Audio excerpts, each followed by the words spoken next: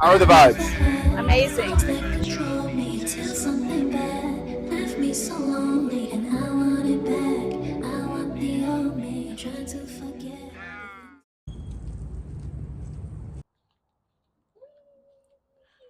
What's up, everybody? This is going to be season 2 of Thinking Aloud. We have Nikki Hayes. Nikki Hayes here. She's going to download us on what she has going on, what she has upcoming for herself. And we're not going to do too much. We're not going to, everything I usually do before the videos. We're not going to do that. We're going to jump right into this new segment called Get to Know as we get to know Nikki Hayes. Thank you. Thank you for having me. Of course, of course. So, first things first, the people want to know. I mean, who are you?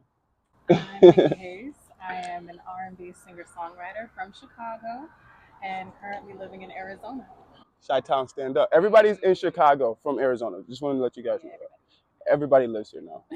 everybody. So what is something most people may know you for, Nikki? Music, Yeah? definitely. Music. Maybe my shenanigans, if you know me a little bit more closely, but mostly music. Do you do like any acting or anything of the such, or is it just music? I like to think that I can, Yeah? a little delusional, but I could do a little something. I love it. I love it. Well, we're gonna dive into more questions about your music. Definitely, we all want to know that, right? But before we get into that, I'm gonna ask you like some fun questions, just so that people can get to know you a little bit before we get into like all the serious like industry questions. All right? But, All right. So, what is the most interesting place you have ever visited? oof. It's a good one, right? A lot of people always have to think about this question. It's interesting because I've never been anywhere outside of the US. Okay. Um, but the most interesting place I've been in, LA is very interesting. That's Facts. one place. Facts. But as far as like travel experiences, when I was working on this Hawaii, and it was a great experience. Well, that's outside of the U.S. I know, yes, it's a part of the U.S., but But yeah, you gotta it's go. not supposed to be. Facts. Yeah. Fair. Fendi facts. Fendi facts.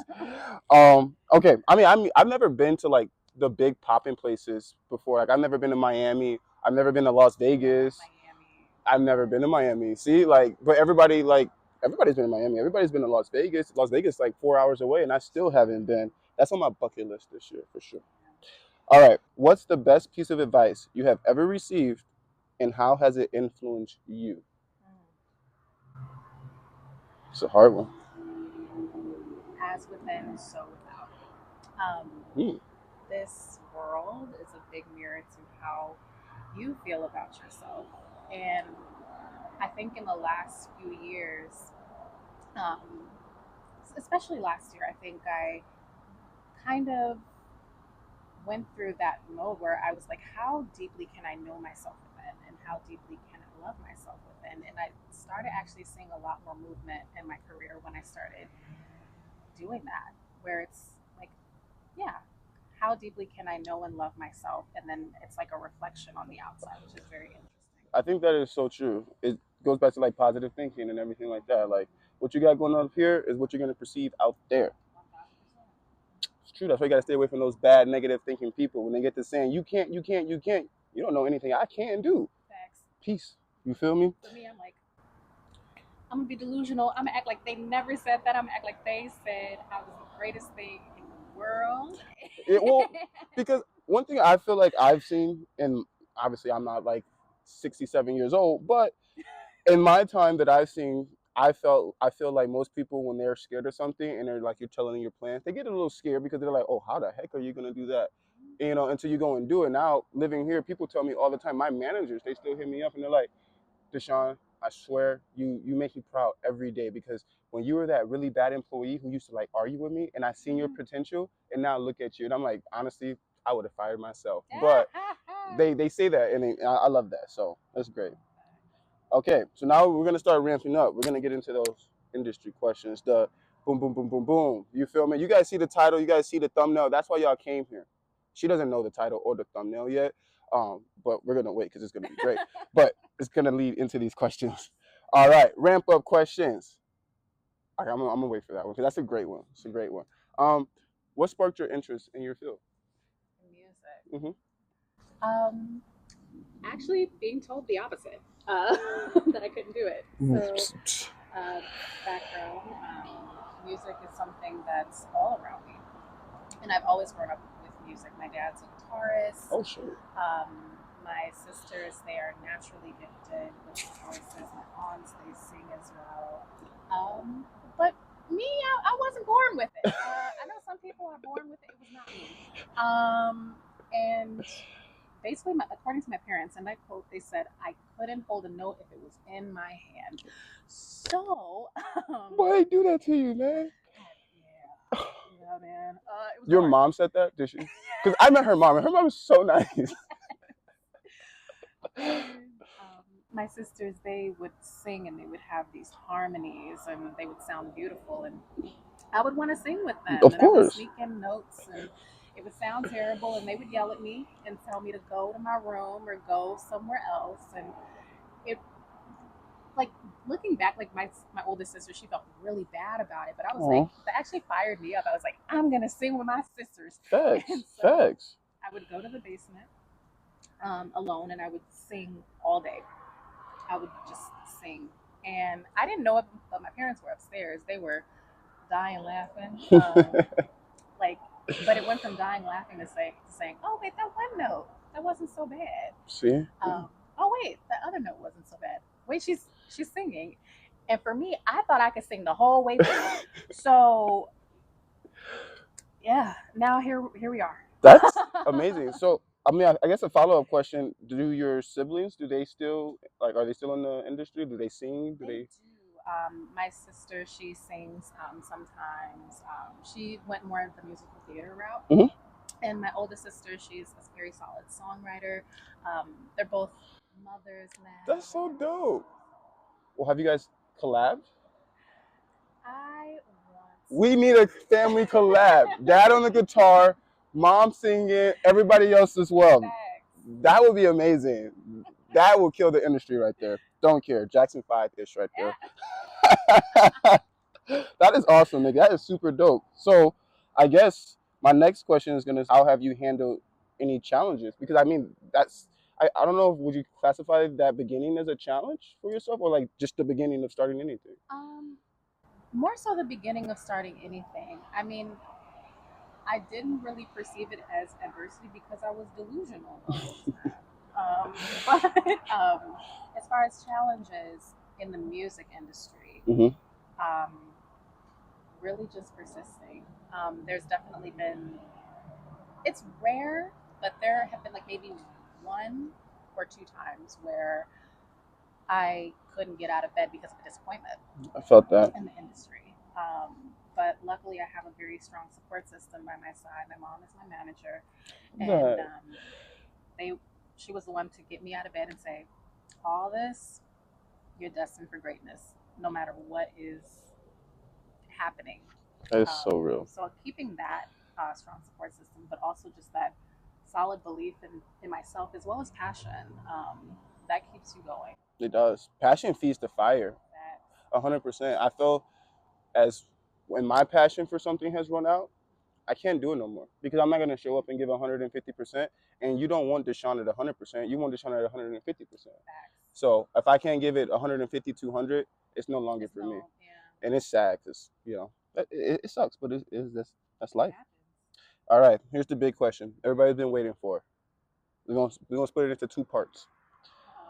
Yeah, yeah. How did you end up at the BET Awards?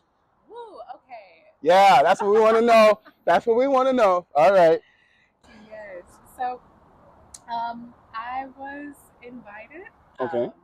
but when I got to LA, it was actually originally more as like a seat filler Mhm. opportunity, and it was a scam. So I was stuck in LA. Yes. What? Yes. And so, me being the delusional girl that I am, my mom was freaking out, and I was just like, "It's okay. I'm gonna get there. It's fine." And What did I you was do? very calm, and so my mom, she told her friends what was happening. Her friend happened to have known like someone who was behind the scenes at the BET Awards, and they said if you come to the hotel at this time, we'll have a ticket for you. And it wasn't like a balcony seat. It was like In front. in front. Wow. Like I was 2 rows behind Sexy Red. Yes. And so that's how that happened. That's amazing. That is so crazy. That is insane. Did you get to meet like any super famous people that you're like, damn? Yes. Sexy Red is Yeah, beautiful. Sexy Red, right? Okay. Also, I was able to meet Genesis, who plays. She plays on The Shy, Yeah, yeah. and she's so sweet. Very, very kind. I also met the uncle from Snowfall. Oh, the Jermaine, who Yes. plays Jermaine, character Jermaine. Yes, yes. That is so dope. Okay, all right. Second part to this question: how did you end up in the studio with Vic Mensa? So, Big Minister. Miss, I butchered his name. I'm cutting that out. You guys didn't hear that. Sorry, Big Minister. Vic Mensa. Sorry. Um, so I have a friend who I've been working with since I was uh, 20, 21. And we started working together. He lives in Chicago, Stephen Ponce. Hey, And we were working together, but right when we started like doing shows and everything together, I found out I was moving to Arizona. oh wow. So I hadn't seen him for years. And we reconnected like a couple of months ago. And when I told him I was coming to Chicago, and he said, "You want to come to the studio? It's me and Vic." That's crazy. And that's how it happened. Anything cool happening in the studio? Oh my goodness, it was so amazing to be around all of the musicians. Vic is very, very passionate about his work. Very honed in on things that he wants, Fair. and it definitely was a growing experience for me. And I was very happy to be able to deliver it as well as kind of add my own spin on things, and he was open to it as well, which was very cool. That's amazing. Would you say like he's like some, obviously like what I just got from them? Would you say he's like a down to earth guy, very easy to Very get down along to with? earth. Yes, one I, s- thousand percent. I remember seeing his clips like on just online or even when he was like on Wild 'N Out and he just kind of had like that. But I like people from Chicago. I'm not gonna lie. Like Like Chicago are just like very down to earth. yeah, because we really don't care about all the goofy stuff. Like we're gonna No. do us regardless, and we don't really care about everything else on the outside. Like we're gonna have fun. We're gonna have our own swag. We're gonna do our own thing, and we're gonna talk the way we talk. Yeah, like the cloud shit is like. Yeah, yeah. Like, okay, weird question, kind of off topic, but my biggest pet peeve is when somebody come up and they're like, "You're from Chirac, Oh, good God. Yeah. right?" No one from Chicago says that. Y'all can say the Windy City. Y'all can say Chi Town. Literally, because we say the shy or we say the city, Yeah. you know, but no one says Chirac. And a lot of people don't like realize that those types of things come from very systemic issues. It's not like you go and see the Sears Tower Yeah. and you hear gunshots. It's so not like that. It's not like that at all. It's like, and I tell everybody this: Chicago is like the most beautiful place ever to me. And summertime shy is pinnacle. 20 out of 10, can't beat it. My boss just went to Chicago a week ago, and he was like, "I want to move there. I love this so much." I said, "Boss, wait 2-3 months, let that snow hit the ground, go back, and then see what you say, because it's gonna change everything you're thinking about it right now." People say I'm going to Chicago and it's like November, December, or even February. I feel like that's the coldest month. Oh yeah, it's terrible. I'm like, do you really want to do that? Mm-mm. It's so cold that the wind goes through your jacket, your coat, whatever. It just hits your spine, like you feel it, like it just. Yeah, it's so cold. Yeah. And then like when you walk when the ground turns to ice. Yes. And then you bust your shit. Like. It's terrible, and then you just get mad because then you on the ground, you cold, you fail, and then your booty hurt. Yeah, no, it's not good. And then imagine going out, right? Because your friend's birthdays in the winter, you want to get dolled up, you go out, man. Like I feel like you could get a better fit when it's cooler outside than when it's warm. But Chicago is different. Arizona, you can't really get a fit because it's too hot. No, but like in the winter, you can kind of get a fit, but not all the way. Fair. And one thing I do miss about like Chicago or the Midwest is being able to wear like boots and stuff like that. I have Yeah. not wear boots since I moved here because, bro, it's even in January and February, it's not. It's like 50 degrees, and I'm not gonna. I don't know. You can, depending on how you feel, but I don't know, bro. I'm not gonna put on a boot. What month did you first move here? I moved here in March. That's a good time. I moved in January. Oh, so it's kind of cold, right? No, well, it was like 60 degrees here. So coming from negative like 7 to 60 degrees, I was like jacket off, like At the hot tub, yes. chilling. See, No one was there, but see, this sounds amazing. yes. Well, it has its good points. It has its good parts, just like every place. How have you balanced your professional life with your interest in like your relationships with your music? I'm still navigating that. Okay. As of lately, my life has been a little bit busier.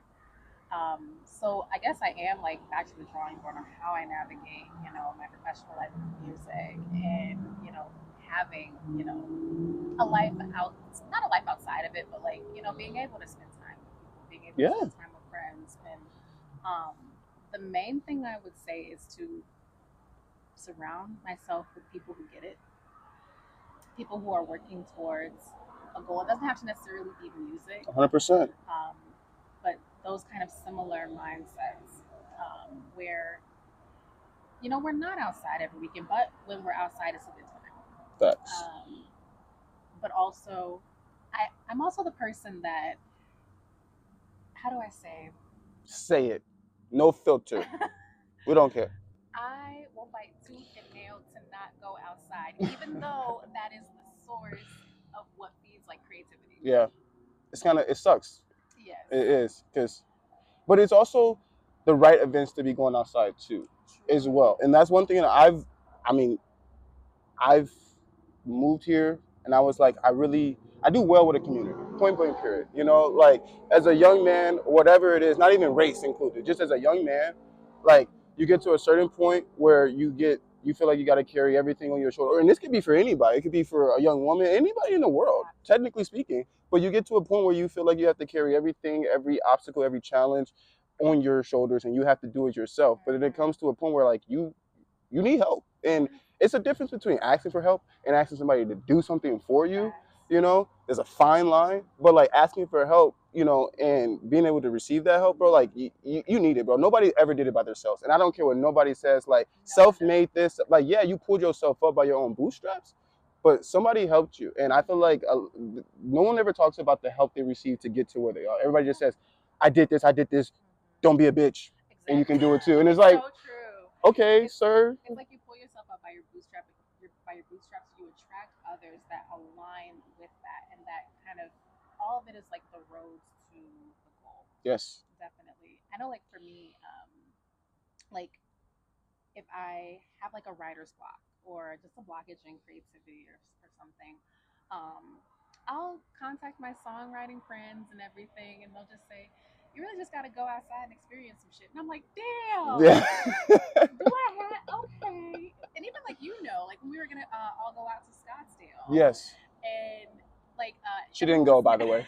Everyone was snapping me, and they were like, "Bring your ass to the apartment. Bring your ass to the apartment." And Deshaun knew. He was like, I know Nikki not gonna come because it takes her 4 hours to get dressed. Also, she probably somewhere singing in her closet. You are absolutely right. What was she doing? What were you doing, Nikki? I was singing in my closet. Boom. I was sending photos. I was like, look at these waves, guys.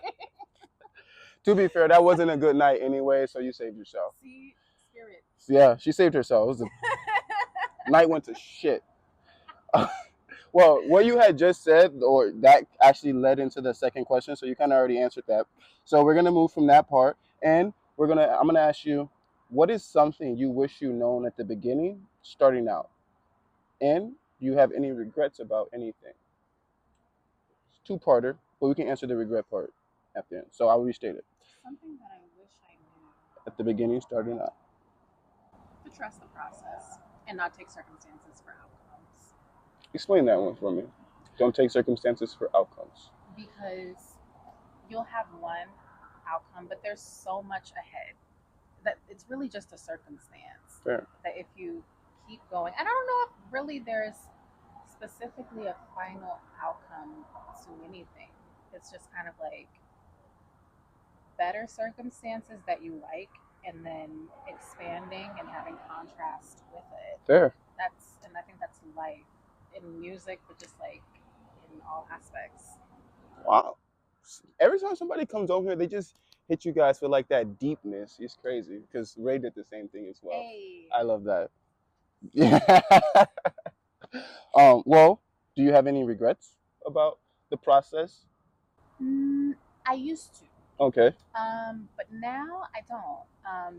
Just because every single setback made me appreciate the setback when I had, you know, the comeback or when I Fair. had the bounce back. Facts. So I used to have like some regrets, but I wouldn't have learned. And I think if we got everything that we wanted, you know, in each realm, everything would be so fucking boring. Oh, it would be terrible. It would. It would be boring. There's no resistance. Yep. And there's no like gratification that comes with just hitting everything. Yeah. Right the first time. So no. You know what? That has to be the truest thing ever because we're, humans, and it sucks because if everything's handed to you, like let's take two perfect examples. You have your kid who grew up with everything from point A to point B to the Rolls Royce of strollers, and then you have the kid who didn't have a stroller or a car seat. And let's say one person, they grew up and it's like, this is what's going to be for you, this is what you're going to have. And then a lot of times those kids grow up super freaking depressed. Facts. And they hate their parent, not every situation, but just saying, like, they resent. And then the person who didn't have everything and they're like, I got to go do this, and then they're getting this, and they got that car, they got that apartment, they got this, and they got that, and they're like, holy shit, I'm just blessed to have my slice of the pot. Honestly, that's me. Like 100%. My mama, she looked at me and she said, I'm not buying you your first car, and I'm not sending you to college. You got to figure it out. And I did. So now when I go to college and I sit in class, I'm like, wow, this sucks. But I'm like, wow, I am very blessed to be here. That's 100%. That's all I think, bro. Like everything. When it sucks because I know it's not going to suck forever. And I'm just like, I'm blessed. I'm blessed to be here and be like, wow, this sucks. Because at least I know how grateful I am to be here. And that's the energy that you'll always succeed if you have that energy. Where if you have something that you don't want to do, it happens. But it's like, how can I intend for this to be the best blessing that sucks? Facts. Basically. It's all about how you look at it. So, we are actually coming towards the end here. Oh my gosh. I know. We only have about 3 questions left. All right, guys. So, can you talk about someone like a mentor or anybody who has played a significant role in your life? I think I already know the answer, but I'm going to shut up and let her talk. Yeah, I know it. Mom, like, she truly believes in me. That is my hero. That's my rock. She is someone who, when I have like maybe like a low energy, or if I'm in, a shitty mood or something, she's like, "Oh, Nicole, look at this thing." Yes. And she's, even when I just want to wallow, she doesn't let me. Sure. She believes in me, and she's always believed in me. Minus that time where I couldn't hold the note. But she pushed you though. Yeah, she pushed me. Definitely. Hey man, it hit different when your mom says she's proud of you.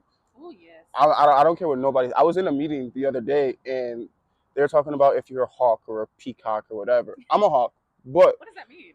It's like how you like carry yourself. Like what bird feather do you represent the most? And I guess I represent a hawk.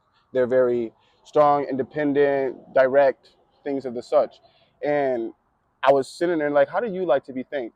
And I was like, honestly, I don't really care about all the, this and this and that. But one thing that hits the most, if I do something great and I get a certification or I get a medal, or I get rewarded, and I call my mom and she's like, I'm proud of you. And I'm like, I don't care about anything else. My mama said she's proud of me. Because I know I wasn't always the best kid. I wasn't always doing what was right. So when I switched everything around, my sister, she tells me, it's like, I walked in, mom was playing poker with her friends, and she was having a whole conversation just about you. And I asked her, why ain't you talking about me? And I was like, see, you a hater. Let me have my shine. But no, that hits different. When your parents say she's like proud of you and she speaks about it and whatever, I think that's super dope. At least you know you're doing something right in life if your parents can talk about it. Yeah, there's like a I don't remember what show this is from. It might have either been Dance Moms or Toddlers and Tiaras. But the little girl, she says, "I know I did a good job when my mommy cries." It's Sounds like true. Dance Moms. Yeah, I feel like that's Dance My Moms. mom watched that show too. Yeah, and yeah, on that realm where like that heart and that love, my mom. On the music front, um, hearing that my dad Yeah. is proud when he hears something that I did, or if I play like a mix, or a harmony idea or I love something, he's like he'll close his eyes and like my dad is very. I don't know if you've met my dad. I've met him at the park when I was walking Hades. Him and your mom were enjoying the walk as well. Not walking Hades. Yeah, it's my baby. Y'all know this. Oh, Hades. Oh, like I'm thinking because it's hella hot out here. No, I was walking yeah, Hades. You have a dog. Oh yeah, I forgot. Yeah. And she met him before. My bad, bro. But like he's very like I don't want to say unimpressed, but he's like not very um, emotive or emotional on the outside. That's fair. That's fair. So when he goes to those moments where he closes his eyes and like he'll like smile, he'll look at me and say, "Yeah." Yeah. Or he'll go on the guitar and he'll try to like play something that's the song that I'm showing him, and those are the moments where I'm like, I knew I did it. Like my mom, she's very proud of me and everything. Like she cries. She's an emotional person, so she cries with a lot of things. But my dad, he has no problem telling me when some shit is trash. Like he has no problem saying that he's not impressed by something. Dang. So Dang. when he has those moments, I'm like. But I feel like it's dope of him to be able to just, keep it a buck with you. The last thing I hate when people sugarcoat. Just keep it a buck. If you don't like it, if you don't want it, if you want to say no, please do so. Because the last thing you want to do is like say they're like, yeah, great. You at the point where you couldn't hold a note, and they're like, yeah, girl, get up there on that church stage and sing, and you just look like an ass. Like, well, actually, if someone says take your time, baby, and it's black people, you're not doing it. You're not doing it. It's okay. Take your time, baby.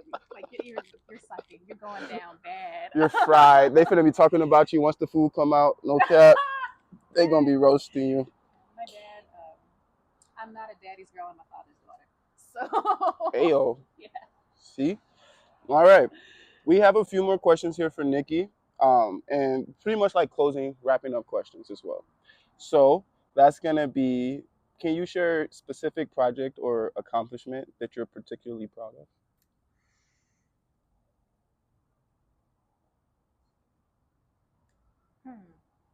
I think all of the songs that I've made kind of hit in a different sort of way. Yeah. Um, that's a good question. A specific song that I am very proud of is my first single, Move. The placements that it got, it's been on different television shows. That is so dope. So dope. Congratulations, by the way. That is so dope. That is awesome. Thank you. And to be fully independent, I don't have a label backing me, just me, my mom, who's my manager, and a solid sync licensing company who just really, really believes in me. That is dope. Wow. So, what has like I guess aspired from that first project?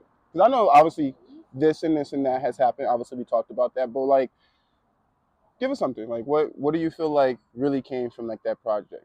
For Move? Mm-hmm. Well, the success from like the placements, but I think also the way it resonates with people and how timeless the song is. The fact that even on TikTok, like I don't know who found it, but now like there's like almost 2,000 videos. That is amazing. And I guess it's like it's a song that I made actually back in 2017. I wrote it in 2017. I So recorded it. great year, by the way, too.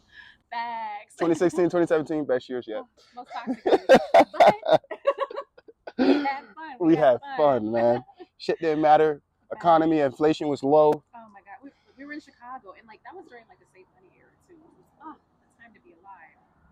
Oh my God. Let's not reminisce, man. I'm getting sad. Oh man. But the way it resonates with people, and that was actually the first song that like I wrote that I put on all streaming platforms as well, and it was really just about my own fears and my own vulnerabilities, and the way that kind of like resonated with others.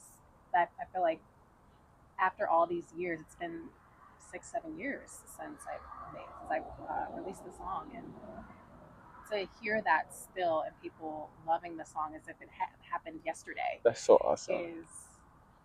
That's how I knew I was in the pocket. No, that is so dope, Nikki. That is amazing. Like 7 years ago, 6-7 years ago, I know that, but like, there's no way you thought, holy shit, I'm gonna be busting on TikTok in 7 years, right? TikTok didn't exist. Right? Oh, it was musically.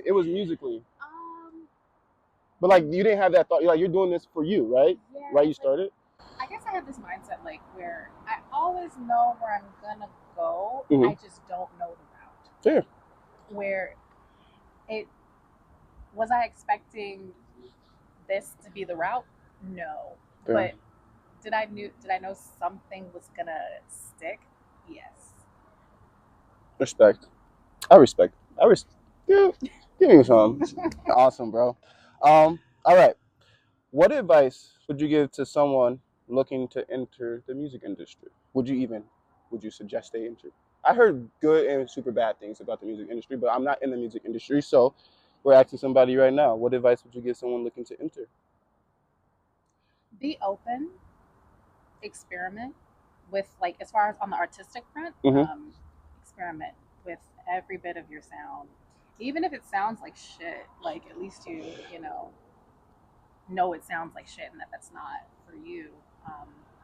Yeah, be open to trying different sounds, expand, really hone in on your craft. I think we are in an era, and we have been for a while, where it's about numbers, which sure, yes, to a degree it is, but I think we're not really fulfilling our potential, and I think sometimes like the constant focus on the numbers can become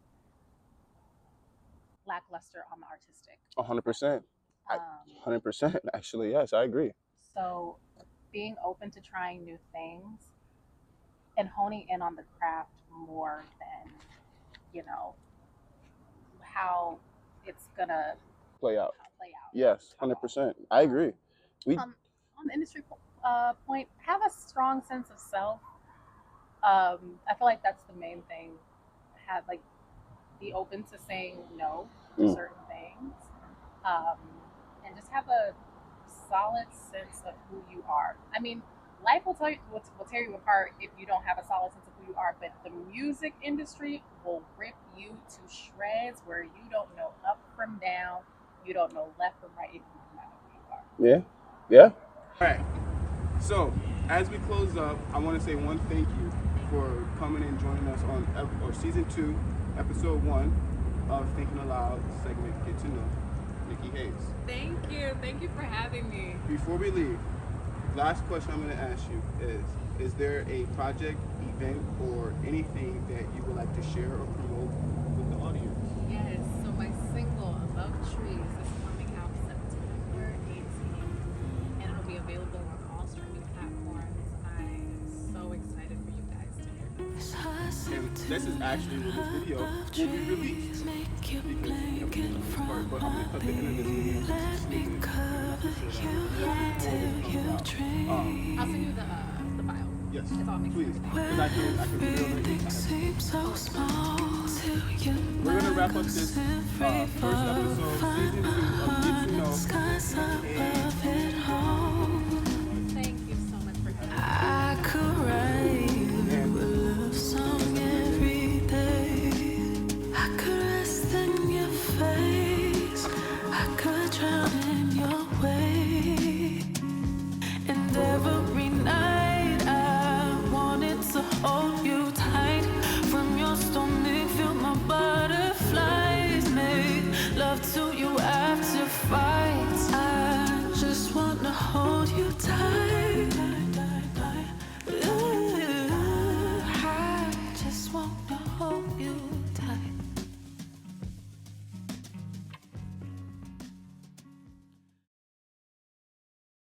Let's go.